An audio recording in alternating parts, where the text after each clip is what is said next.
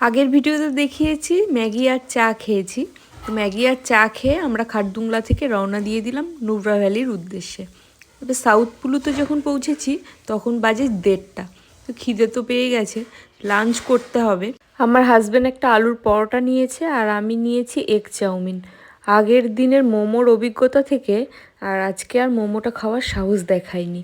তাই দেখুন, ও আলুর পরোটাটা খেয়েছিল, আর আলু পরোটাটা বললো ভালোই ছিল, আর এগ চাউমিনটাও ভালোই ছিল খেতে। কিন্তু এখানে খাওয়ারের কোয়ান্টিটি এত বেশি, মানে একজনের পক্ষে 1 প্লেট খাওয়া কোনোদিনই সম্ভব না।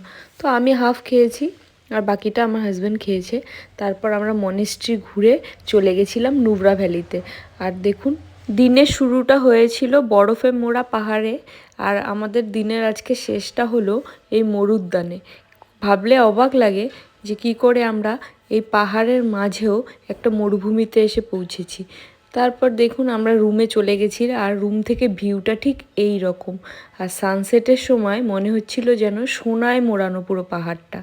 সন্ধে নাগাদ রুমে দিয়ে গিয়েছিল দুধ চা, আর আমাদের সাথে একটা মুগ ডাল ভাজার প্যাকেট ছিল। আমি সেটা খেয়ে প্রচণ্ড অসুস্থ হয়ে গিয়েছিলাম।